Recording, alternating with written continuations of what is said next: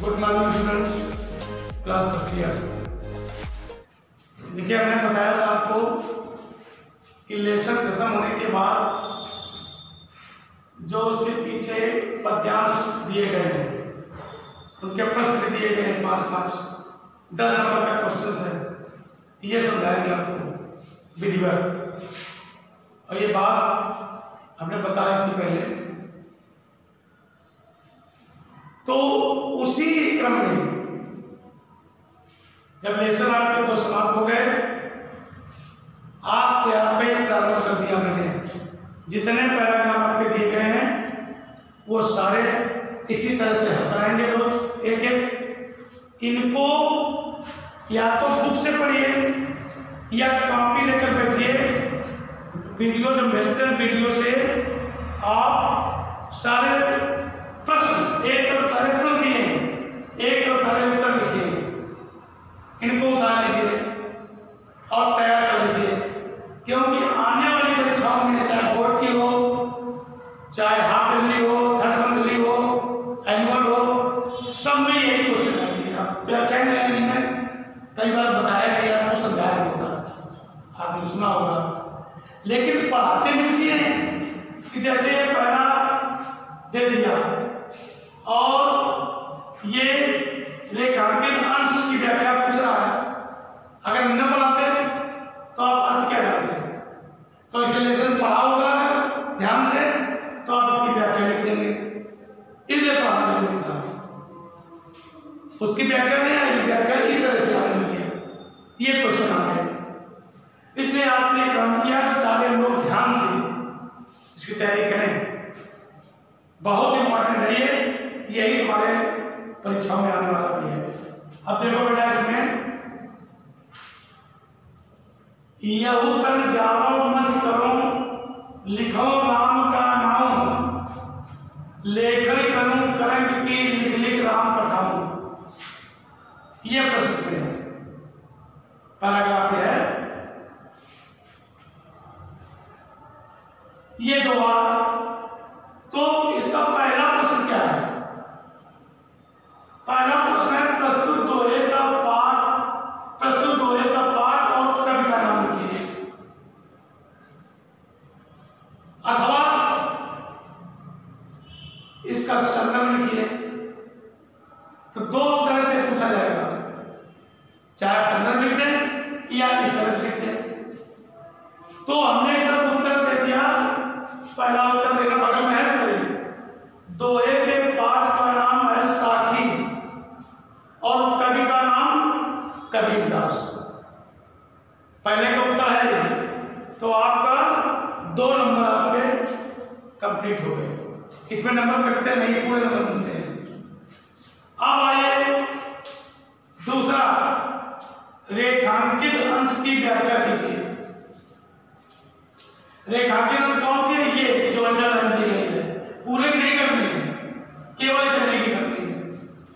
अब दूसरा रेखांकित अंश की व्याख्या, यह उत्तर जाओ मस्करो लिखो राम का नाम। अब इसके क्या हो गई? परमात्मा के विलय में व्याकुल ये जीवात्मा कहती है। परमात्मा के विलय में व्याकुल जीवात्मा कहती है कि मैं अपने इस शरीर को जलाकर स्याही बनाऊंगी और अपनी हड्डियों की लेखनी बनाकर राम का नाम लिखकर राम के पास बार-बार भेजती रहूंगी। ये दूसरा क्वेश्चन, 2 नंबर आपके हिसाब हुए। अब तीसरा, इस दोहे के अनुसार कौन और किसे अपना संदेश प्रेषित करने के लिए व्याकुल है? उत्तर नंबर 3, इस दोहे के अनुसार जीवात्मा रूपी विरहिणी अपने सर्वस्व को मिटाकर अपने परमात्मा के पास प्रेम का संदेश प्रेषित करने के लिए व्याकुल है। यह उत्तर हो गया उसका। प्रश्न नंबर 4, अपनी हड्डियों के संदर्भ में जीवात्मा क्या कहती है? ये उत्तर दिया है। अपनी हड्डियों के संदर्भ में जीवात्मा कहती है कि वह अपनी हड्डियों की लेखनी बनाकर उससे राम नाम लिखना चाहती है। ये 2 नंबर आपका कंप्लीट। 5वां प्रश्न, जीवात्मा अपने प्रीतम को क्या समझाना चाहती है? यह उत्तर, जीवात्मा अपने प्रीतम को यह समझाना चाहती है कि अपनी इस जीवात्मा रूपी विरहिणी की विरह दशा और पीड़ा को समझने की कृपा करें। इस प्रकार से आपका ये 10 नंबर का पहला इस प्रकार से आएगा और इस प्रकार से आपको उसका उत्तर देना होगा। यही चलेगा हमेशा, अलग से व्याख्या नहीं है कि इस तरह की व्याख्या है कि इतने क्वेश्चन आएंगे, इतने प्रश्न आएंगे। इसलिए मैं रोज 10 नंबर का क्वेश्चन आपको पढ़ाऊंगा, 10 नंबर की आपको तैयारी कराऊंगा। ये ध्यान, इसको कंप्लीट कर लेना, लिख लेना, इसको कॉपी में बना लेना और सारी चीज कॉपी बता लेना। ही याद हो जाएगा तो पेपर में आएगा, आप इसे लिख लेंगे। Good morning students, class first year. देखिए, हमने कल भी बताया था आपको कि लेसन के पीछे ये अभ्यास का एक्सरसाइज है जो हर परीक्षा में, इंटर तक बोर्ड परीक्षा में इसी तरह से आता है। इस तरह के 2 पैराग्राफ दिए जाएंगे, अथवा करके आपको चयन करना होगा और उसके नीचे 5 प्रश्न दिए होंगे। 2-2 नंबर का प्रश्न होता है, 10 नंबर के, तो वो हर प्रश्न का आपको उत्तर देना होगा। और पाठ मैंने इसीलिए पढ़ा दिया कि आपको अगर इसमें नहीं मिलता है मैदान उत्तर, तो आप रिलेशन पढ़े होंगे तो आप उत्तर तुरंत छाप देंगे।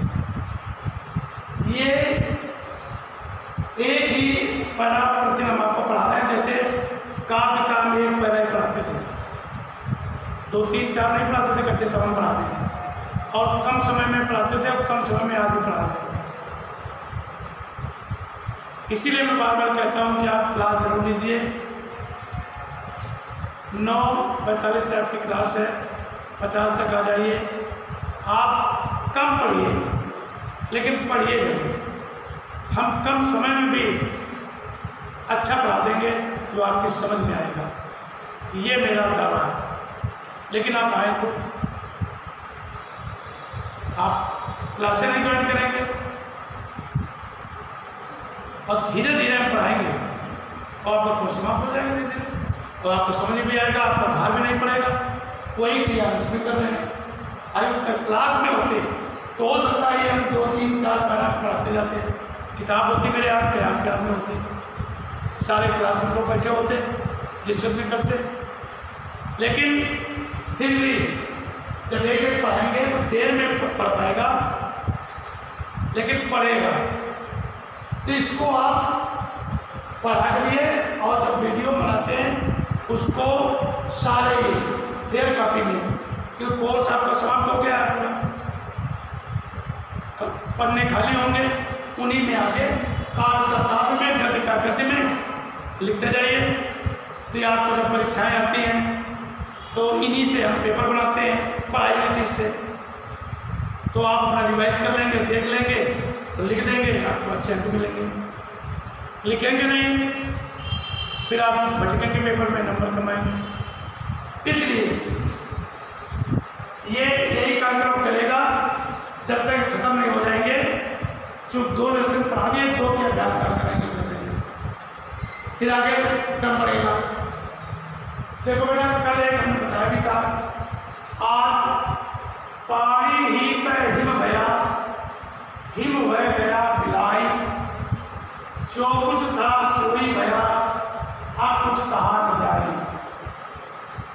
ये पैराग्राफ है, दोहा है, तो दोहा इसमें अंडरलाइन किया हुआ, रेखांकित बोलती हूँ, तो रेखांकित प्राकृतिक अंश का ही अर्थ आपको लिखना है, ये अचानक पूरे का नहीं लिखेंगे। अब इसमें प्रश्न, कल किसी स्टूडेंट को दिक्कत हुई थी, जैसे प्रश्न में इकट्ठे लिख दिए थे और उत्तर एक लिखे थे, तो कुछ उसको हमेशा महसूस हुआ कि उसे कुछ भटकाव से लग रहा।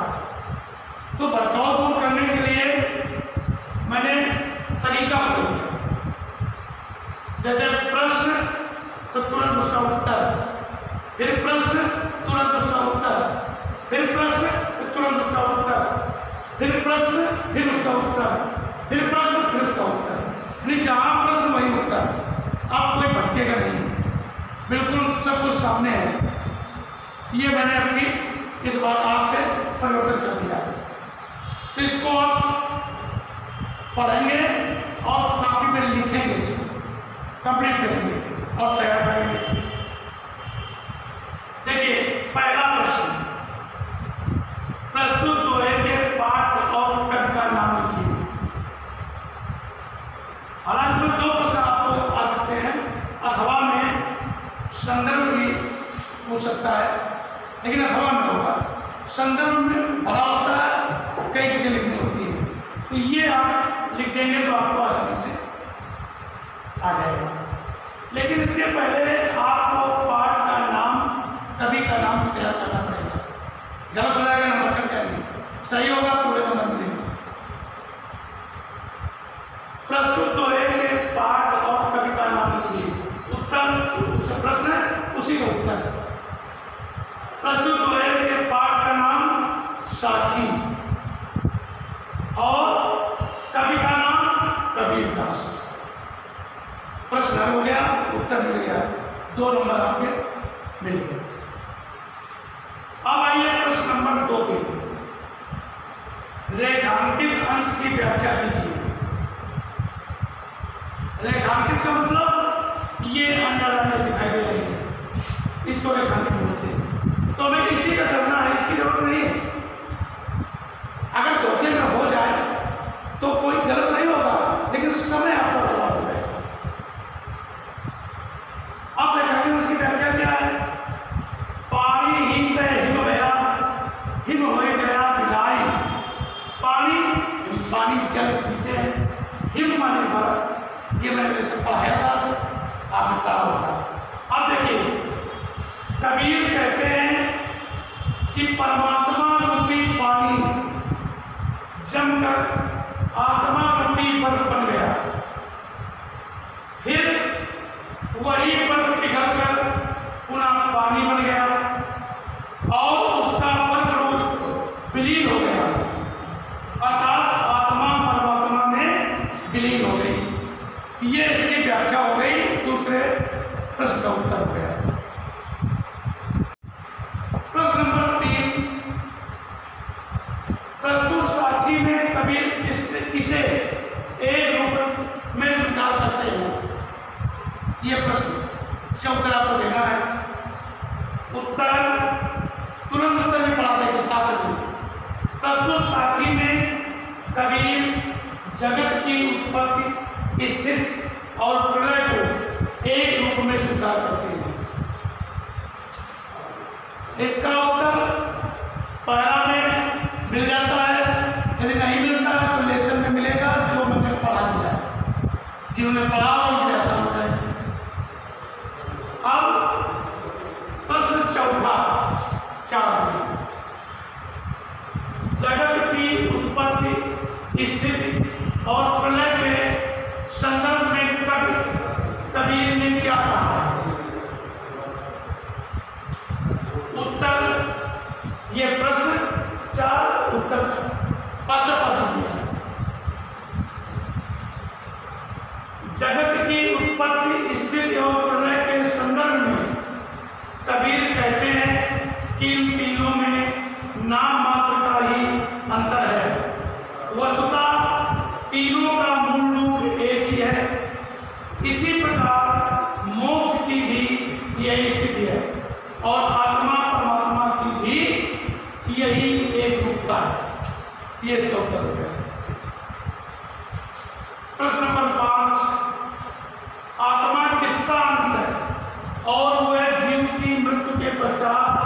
किसमें विलीन हो जाता है? उत्तर, आत्मा परमात्मा का ही अंश है और वह जीव की मृत्यु के पश्चात परमात्मा में ही विलीन हो जाता है। इनको बहुत अच्छे ढंग से पढ़िए, ये आपकी पूर्ण पढ़ाई हो रही है स्कूल से भी ज़्यादा। ये नोट्स बनाता हूँ एक दिन पहले मैं, और मेहनत करके 2-3 घंटे लगते हैं बनाने में, तब मैं आपके सामने प्रस्तुत करता हूँ बिल्कुल सही सही। इसलिए इनको आप लिखते जाइए और उनकी तैयारी करते जाइए अच्छे ढंग से।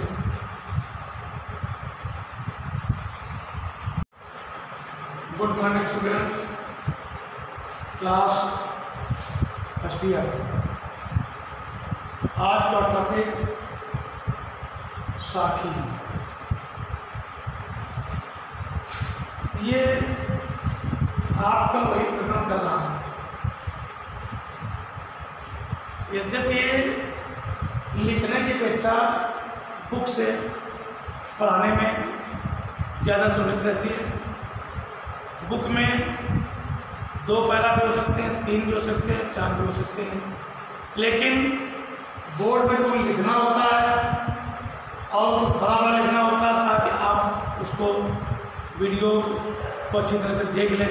ज़्यादा छोटे अक्षर होंगे तो आप समझ नहीं पाएंगे, इसलिए ये भी ध्यान देना होता है। इसमें लिखने में हमको दिक्कत तो होती ही है, लेकिन हम इसलिए लिख देते हैं कि हमें ऐसा आभास होता है कि अभी कुछ स्टूडेंट्स पास हो सकता है बुक न हो, कुछ स्टूडेंट्स हो सकता है लापरवाही कर रहे हो, जो पढ़ने वाले हैं वो तो कैच कर लेते हैं, मैं पता उन्हें सब तैयार हो रहा होगा, जहाँ तक मेरा विश्वास है।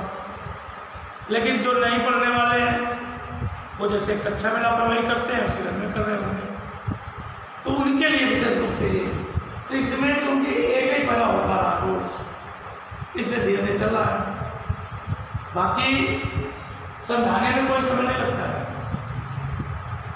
पढ़ाने में तो समय लगता है।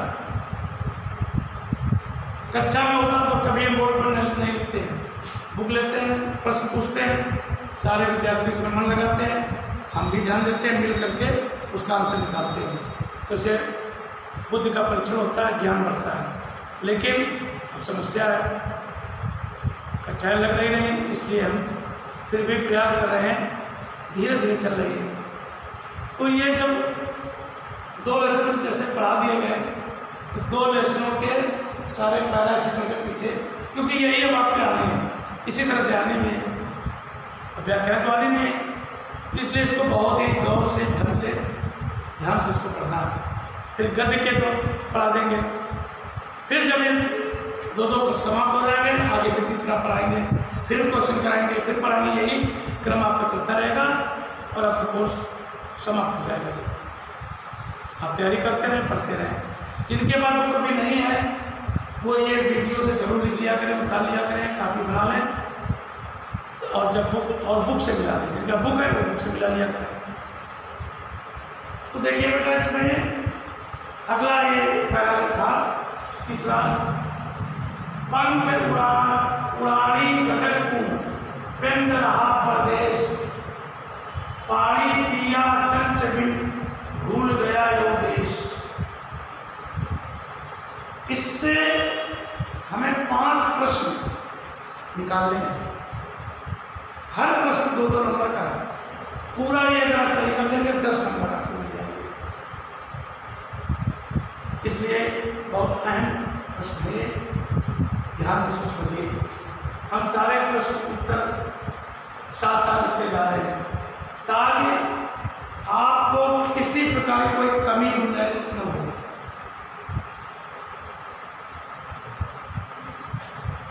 देखिए, पहला प्रश्न है,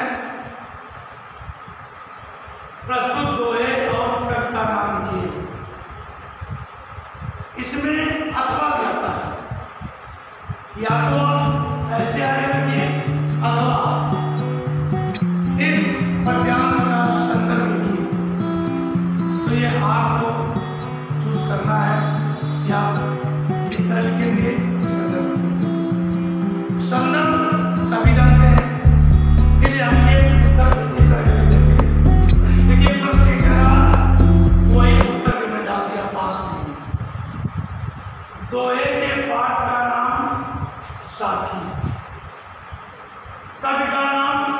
कबीरदास। एक प्रश्न आपका पहला समाप्त हो गया, 2 नंबर आपको मिल गए। अब प्रश्न नंबर 2, रेखांकित अंश की व्याख्या कीजिए। रेखांकित, ये जो अंडरलाइन है, इतने ही करना है, बहुत लंबा नहीं होना चाहिए व्याख्या, बहुत सूक्ष्म नहीं होनी चाहिए, मतलब इसका पूरा तात्पर्य भाव आ जाए उसमें, ऐसा सोचना है आपको। तो उत्तर में क्या है, लेकिन पहले रेखांकित की व्याख्या, पानी पिया चंच बिन भूल गया देश। चंच माने चोंच, और इसको इंद्री भी कहते हैं। अब इसकी व्याख्या क्या है, सहस्त्रागार में, सहस्त्रागार में क्या कहते हैं, माने ब्रह्मांड, आकाश से होते हैं, उसी कहते हैं। सहस्त्रार में पहुंचकर उस जीवात्मा रूपी पक्षी ने चोंच यानी इंद्री, चोंच का प्रयोग इंद्री से करते हैं, चोंच के बिना ही अमृत सरोवर का जल पिया। जब पीकर उसे अलौकिक आनंद की प्राप्ति हुई, फिर वह इस देश मतलब संसार, इस संसार को भूल गया। कहने का भाव ये है, जनरल बात है, जब व्यक्ति के शरीर से प्राण निकलते हैं, जीव निकलता है, जीवात्मा कहा जाती है, तो विलीन हो जाती है, और जब चली गई शरीर नश्वर ही पड़ा रहता है, फिर वो जीवात्मा कभी वापस नहीं आती है, भूल जाती है, वो इसका भाव है। प्रश्न नंबर 3 प्रस्तुत, प्रश्न नंबर 3 दिया है, प्रस्तुत साखी में कबीर ने किसका वर्णन किया। अब ये जरूरी नहीं किसी में मिल जाए, लेसन मिल सकता है, अपने विवेक का प्रयोग करिए, बुद्धिवादी से मिल सकता है, सोच से मिल सकता है। उत्तर, प्रस्तुत साखी में कबीर ने साधना की स्थिति एवं मोक्ष प्राप्ति का वर्णन किया है। ये इसका सही उत्तर हुआ। प्रश्न नंबर 4, जीव रूपी पक्षी के संबंध में क्या कहा गया है। उत्तर, जीव रूपी पक्षी के संबंध में कबीर ने कहा है कि जीव रूपी पक्षी योग साधना करके कुंडलिनी के सहारे सहस्त्रार रूपी आकाश में पहुंच गया।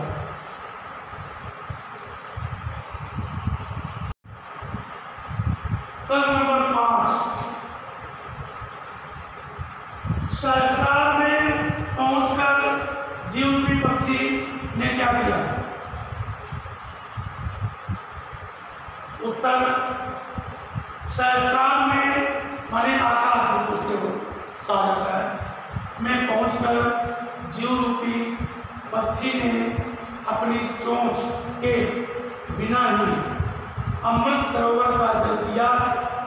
जल पीकर उसे अलौकिक आनंद की प्राप्ति हुई, फिर वह इस देश या संसार को पूर्णतया भूल गया। इस प्रकार से जब आप उत्तर में लिखेंगे तो उत्तर कुछ थोड़े बड़े होने चाहिए, क्योंकि 2 नंबर के क्वेश्चन है, आधा नंबर 1 का नहीं है।